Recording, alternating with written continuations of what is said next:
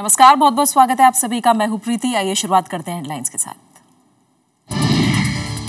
संयुक्त राष्ट्र में पाकिस्तान ने फिर उठाया कश्मीर का मुद्दा। भारत ने कहा मिलेगा जवाब। प्रधानमंत्री का आज भाषण। अमेरिका में प्रधानमंत्री नरेंद्र मोदी का भव्य स्वागत। भारतीय मूल के अमेरिकी नागरिकों को कारोबार में बढ़ोतरी की उम्मीद।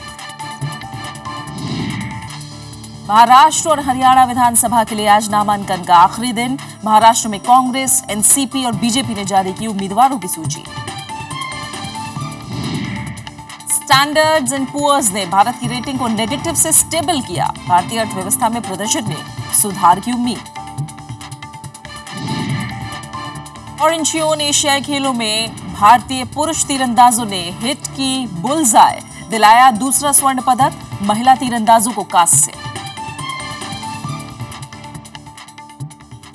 भारत संयुक्त राष्ट्र महासभा में कश्मीर के मुद्दे पर पाकिस्तान को करारा जवाब देगा।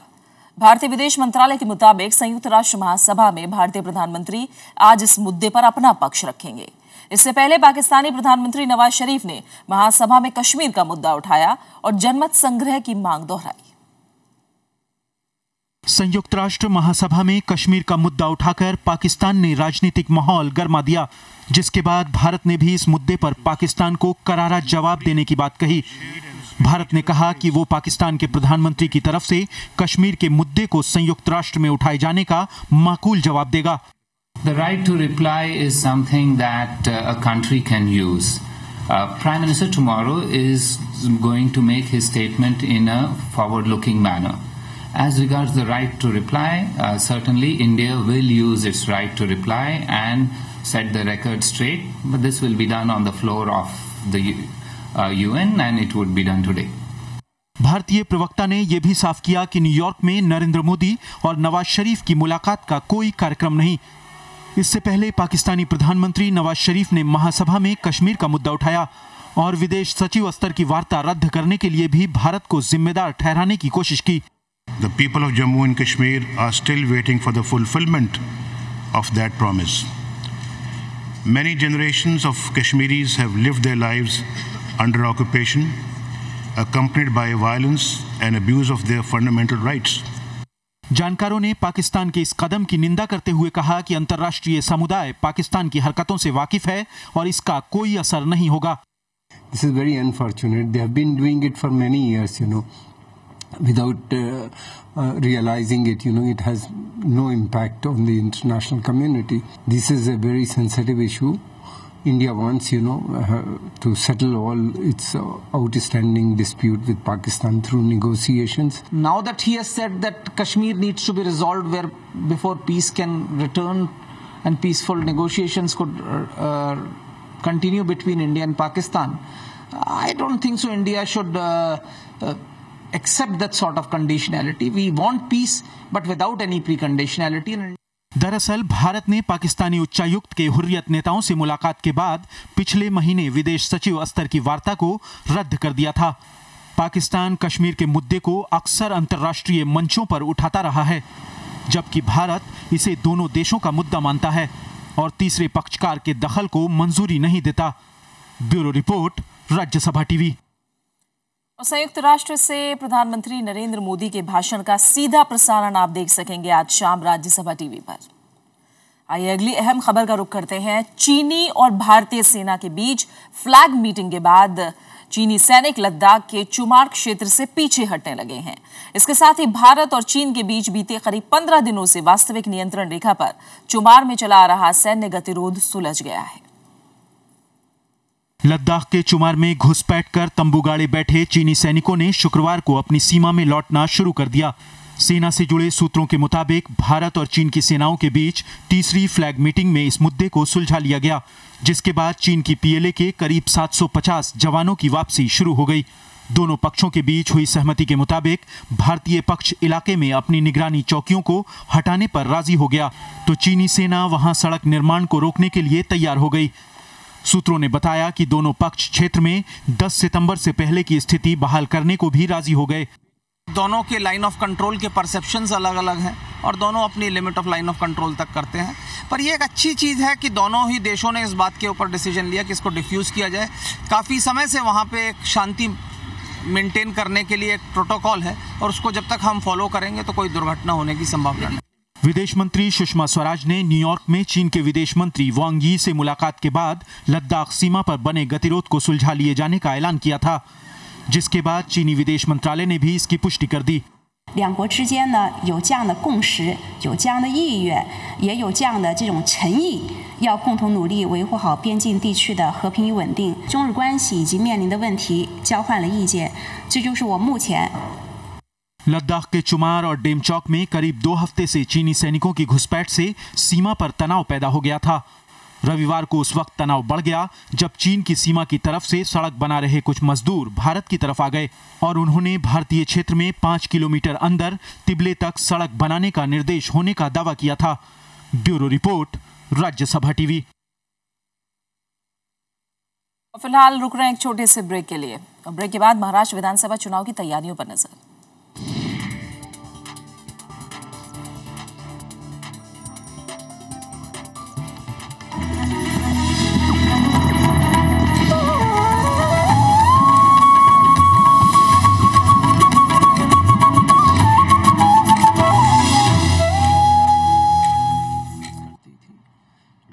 ब्रेक के बाद आपका स्वागत है। महाराष्ट्र विधानसभा चुनाव से जुड़ी कुछ खबर। महाराष्ट्र की 288 विधानसभा सीटों पर नामांकन दाखिल करने की आज आखिरी तारीख है। राज्य में गठबंधन टूटने के बाद सभी पार्टियां उम्मीदवारों के नाम का ऐलान करने में लगी हैं।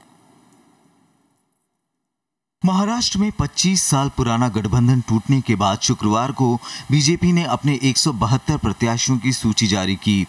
लिस्ट में राज्य विधानसभा और विधान परिषद में विपक्ष के नेता एकनाथ खड़गे और विनोद तावड़े, प्रदेश बीजेपी के अध्यक्ष देवेंद्र फडणवीस समेत 36 मौजूदा विधायकों के नाम शामिल हैं। इससे पहले पार्टी ने गठबंधन में शामिल छोटे दलों से बात की। हालांकि बीजेपी ने एनसीपी के साथ किसी गठबंधन से साफ इनकार किया। राष्ट्रवादी कांग्रेस के साथ न तो हमारी युति थी, न है, न हो सकती है। महाराष्ट्र की विधानसभा में राष्ट्रवादी कांग्रेस से केवल भारतीय जनता पार्टी ने संघर्ष किया है। वहीं कांग्रेस ने भी अपने उम्मीदवारों की दूसरी लिस्ट जारी कर दी। इस लिस्ट में 143 उम्मीदवारों के नाम हैं। कांग्रेस के साथ गठबंधन टूटने के बाद एनसीपी ने भी अपने 131 उम्मीदवारों की सूची जारी की। हालांकि पार्टी ने कारत दक्षिण से मुख्यमंत्री पृथ्वीराज चव्हाण के खिलाफ कोई उम्मीदवार नहीं उतारा है। पार्टी ने पुष्पसेन सावंत को सिंधुदुर्ग जिले के कुदल से कांग्रेस नेता नारायण राणे के खिलाफ उतारा है। महाराष्ट्र में शुक्रवार तक दायर नामांकनों की कुल संख्या 3044 हो गई। आज नामांकन दाखिल करने का अंतिम दिन है। नामांकन पत्रों की जांच 29 सितंबर और नामांकन पत्रों की वापसी की आखिरी तारीख 1 अक्टूबर होगी। मतदान 15 अक्टूबर को होगा और मतगणना 19 अक्टूबर को होगी। Bureau report, Rajya Sabha TV. Maharashtra के मुख्यमंत्री पृथ्वीराज चव्हाण ने इस्तीफा दे दिया है। उन्होंने अपना इस्तीफा शुक्रवार को राज्यपाल को सौंपा।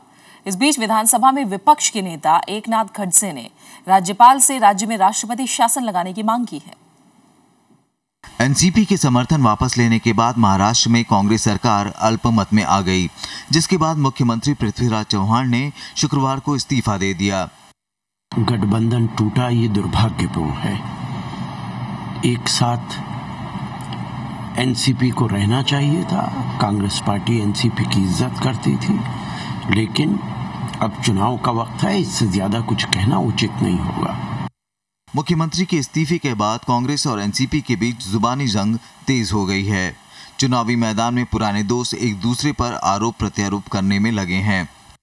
हमें दुख है इस बात का, क्योंकि जनता ने बहुमत दिया नहीं और मुख्यमंत्री की उन्होंने पहल कर दी। ये कोई ठीक तो बात थोड़ी तरह थी। अगर जनता चाहेगी, बहुमत मिलेगा, तो मुख्यमंत्री बाद में तय हो जाता। कुछ ऐसे क्षेत्र भी थे, कुछ ऐसी कॉन्स्टिट्यूंसीज भी थी कि जो उन्होंने प्राइवेटली हमको देने की बात की थी और कई ऐसी कॉन्स्टिट्यूंसीज पे बातचीत चल रही थी। तो ऐसी अवस्था में आपका अपने उम्मीदवारों के नामों की घोषणा कर देना अपने तौर पर अघाड़ी को, अलायंस को ख़त्म कर देने वाली बात थी। तो हमारा गठबंधन वहीं ख़त्म हो गया। शिवसेना ने बीजेपी पर निशाना साधते हुए 25 साल पुराना गठबंधन तोड़ने वालों को महाराष्ट्र का शत्रु करार दिया। पार्टी के मुख्य पत्र सामना में गठबंधन टूटने के लिए बीजेपी को दोषी बताया गया है। वहीं बीजेपी ने कहा है कि वो छोटी पार्टियों के अधिकारों से समझौता नहीं कर सकती। भारतीय जनता पार्टी के लिए लगभग असंभव था कि हम अपने जो नए लेकिन छोटे और मजबूत साथी आए थे उनको किसी रूप से उनको छोड़ दें, उन्हें उनका हक नकार दें। जहां बीजेपी शिवसेना का गठबंधन 25 साल पुराना था, वहीं कांग्रेस एनसीपी का गठजोड़ 15 साल पुराना था। दोनों गठबंधन टूटने के साथ ही महाराष्ट्र में सभी राजनीतिक समीकरण बदल गए हैं। राज ठाकरे की उपस्थिति के कारण अब लड़ाई बहुकोणीय हो गई है। Bureau report, Rajya Sabha TV. Tamil Nadu के मुख्यमंत्री जयललिता के लिए आज का दिन काफी अहम है। आय से अधिक संपत्ति के मामले में कर्नाटक की एक विशेष अदालत आज फैसला सुनाएगी। इस दौरान जयललिता भी मौजूद रहेंगी। सुप्रीम कोर्ट ने इस मामले में फैसला टालने की जयललिता की याचिका खारिज कर चुकी है और उनके वकील ने दलील दी कि फैसला आने के बाद कानून और व्यवस्था की समस्या पैदा हो सकती है। इस पर अदालत ने कहा कि अगर ऐसी कोई आशंका है तो मुख्यमंत्री अदालत से सुरक्षा की मांग कर सकती हैं।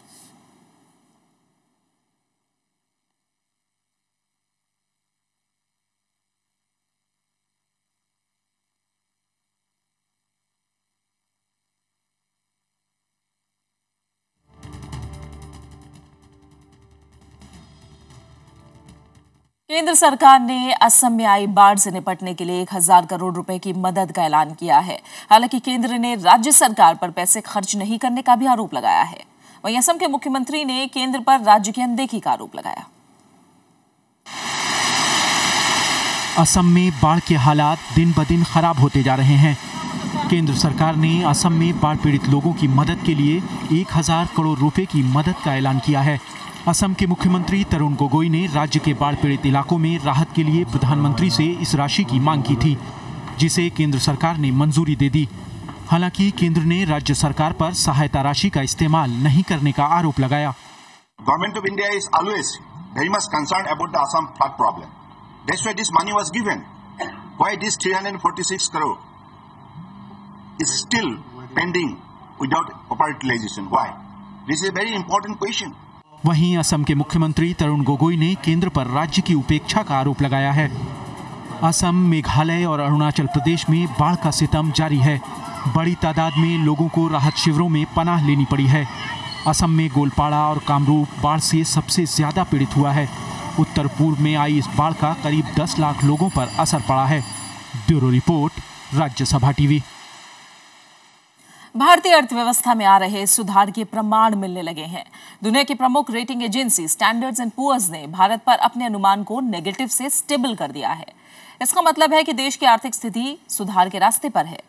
सरकारों की तरफ से अर्थव्यवस्था की मजबूती के लिए कदम उठाए जा रहे हैं।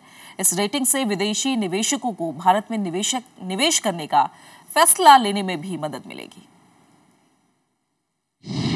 इंडिया की जो क्रेडिट आउटलुक है वो नेगेटिव से स्टेबल में तब्दील कर दी गई है।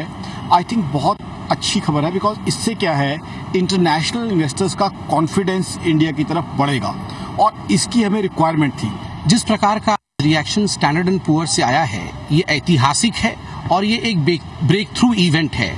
बहुत स्पष्ट रूप से स्टैंडर्ड और पुअर, जिन्होंने अब तक हिंदुस्तान में बिजनेस करने के जो सॉवरेन रेटिंग को नेगेटिव करार किया था। फिलहाल एक छोटे से ब्रेक के लिए रुक रहे हैं और ब्रेक के बाद याद करेंगे यश चोपड़ा को उनकी जयंती पर।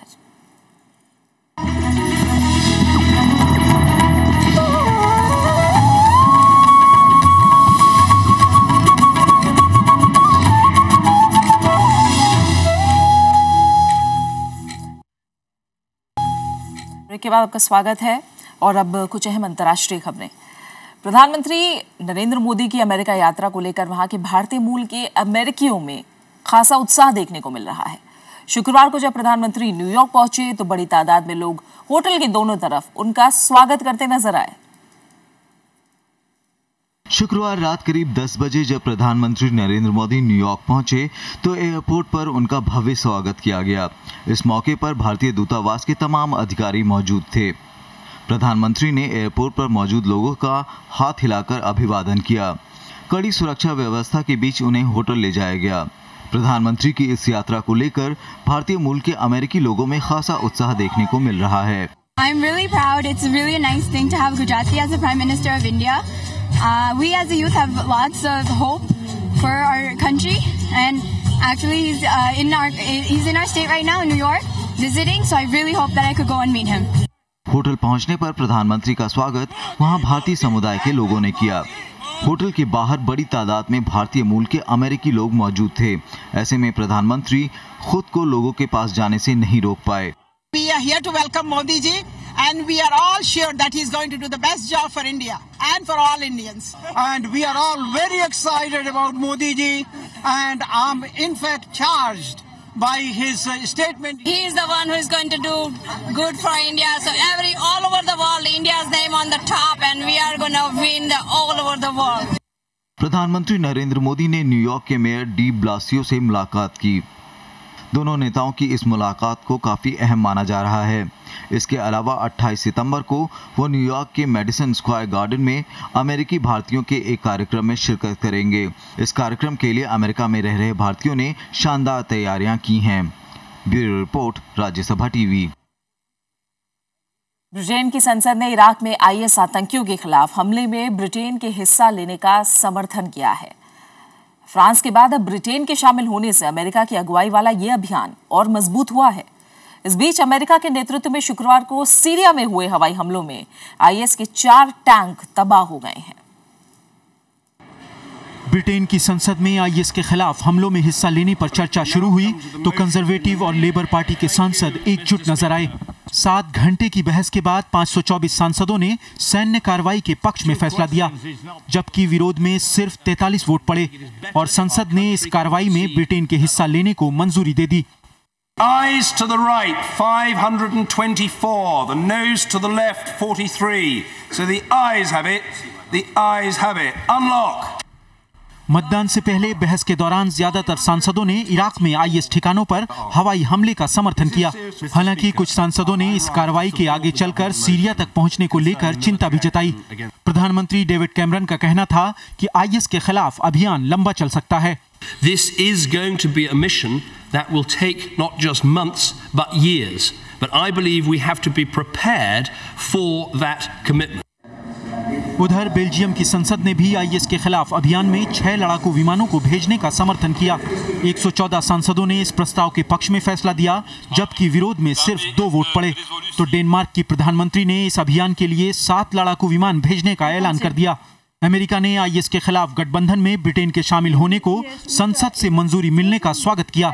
साथ ही आतंक के खिलाफ लड़ाई में सहयोग के लिए बेल्जियम और डेनमार्क की सरकारों का शुक्रिया भी अदा किया। Certainly welcome the recent vote that occurred in the British Parliament, indicating their strong support for the plan that the President has put forward for dealing with the threat that's posed by ISIL. उधर संयुक्त राष्ट्र महासभा में इराकी राष्ट्रपति ने IS को शिकस्त देने के लिए एकीकृत वैश्विक मोर्चे की जरूरत बताई, तो कनाडा के प्रधानमंत्री ने आईएस से सख्ती से निपटने पर जोर दिया। Bureau report, Rajya Sabha TV. और अब कुछ खबरें इंचियोन एशियन गेम्स से।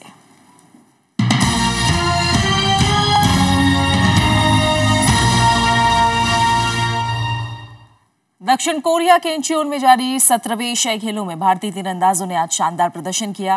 कंपाउंड पुरुष तीरंदाजी टीम ने भारत को इंचियोन एशियाई खेलों में दूसरा स्वर्ण पदक दिलाया है। रजत चौहान, संदीप कुमार और अभिषेक वर्मा की तिकड़ी ने भारत के लिए कमाल किया। इससे पहले निशानेबाज जीतू राय ने इन खेलों में भारत के लिए पहला स्वर्ण पदक जीता था। तो भारतीय महिला तीरंदाजी टीम ने भारत के लिए कांसे का तमगा जीता है। त्रिशा देव, पूर्वा शशेंदे और सुरेखा ज्योति ने भारत के लिए पदक जीता।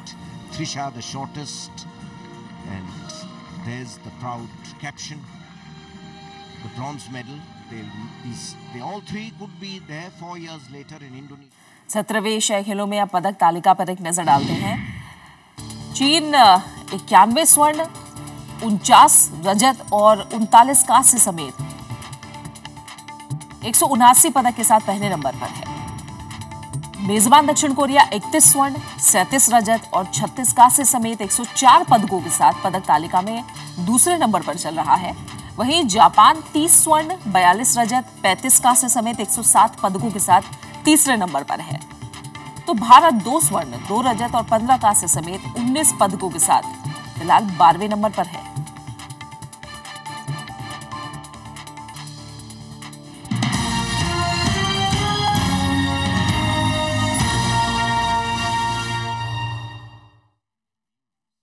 हिंदी फिल्मों में रोमांस की शहंशाह यश चोपड़ा की आज जयंती है। उन्होंने अपने फिल्मी करियर की शुरुआत बतौर असिस्टेंट डायरेक्टर की और जब उन्होंने बाकायदा डायरेक्शन शुरू किया तो सामाजिक फिल्में बनाई।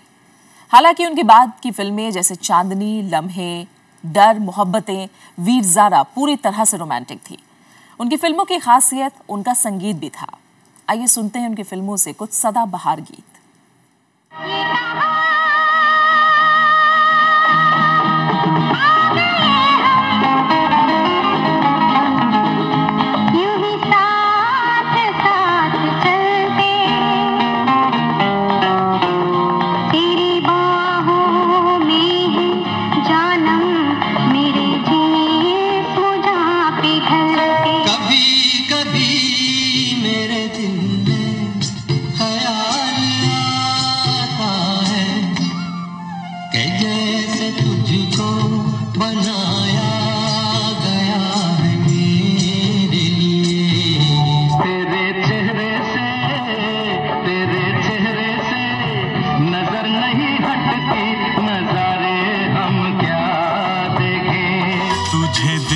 तो ये जाना सनम, प्यार होता है दीवाना सनम।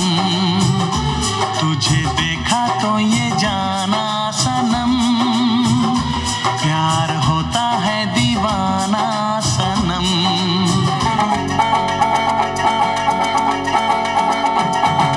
पहली पहली बार मिलाता है यही, सीने में फिर आग लगाता है। धीरे धीरे प्यार सिखाता है यही, हंसाता है यही, यही रुलाता है। दिल तो पागल है, दिल दीवाना है, दिल तो पागल है, दिल दीवाना है। जादू तेरी नजर, खुशबू तेरा बदन, तू हाँ कर या ना कर, तू हाँ कर या ना कर। तू है मेरी किरण, तू है मेरी किरण। तू पल रुका ख्वाबों का कारवां और फिर चल दिए तुम कहाँ हम कहाँ। दो पल की थी ये दिलों की दास्तां और फिर चल दिए तुम कहाँ हम कहाँ। तुमसे ही जीते रहे,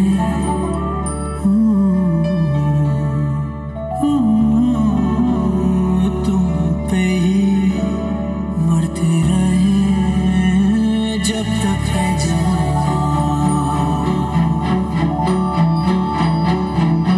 तुमसे दो लफ्जों में, तुमसे ये कहना था। तुमसे ही मोहब्बत थी, तुमसे ही मोहब्बत है। तुमसे कहना है यूं रहना है जब तक है जान। और इसी के साथ फिलहाल इस बुलेटिन में इतना ही। जाते जाते एक नजर हेडलाइंस पर। संयुक्त राष्ट्र में पाकिस्तान ने फिर उठाया कश्मीर का मुद्दा। भारत ने कहा मिलेगा माकूल जवाब। प्रधानमंत्री का आज भाषण। अमेरिका में प्रधानमंत्री नरेंद्र मोदी का भव्य स्वागत। भारतीय मूल के अमेरिकी नागरिकों को कारोबार में बढ़ोतरी की उम्मीद। महाराष्ट्र और हरियाणा विधानसभा के लिए आज नामांकन का आखिरी दिन। महाराष्ट्र में कांग्रेस, एनसीपी और बीजेपी ने जारी की उम्मीदवारों की सूची। स्टैंडर्ड्स एंड पुअर्स ने भारत की रेटिंग को नेगेटिव से स्टेबल किया। भारतीय अर्थव्यवस्था में प्रदर्शन में सुधार की उम्मीद। और इंडोनेशिया खेलों में भारतीय पुरुष तीरंदाजों ने हिट की बुलजाय, दिलाया दूसरा स्वर्ण पदक। महिला तीरंदाजों को कांस्य।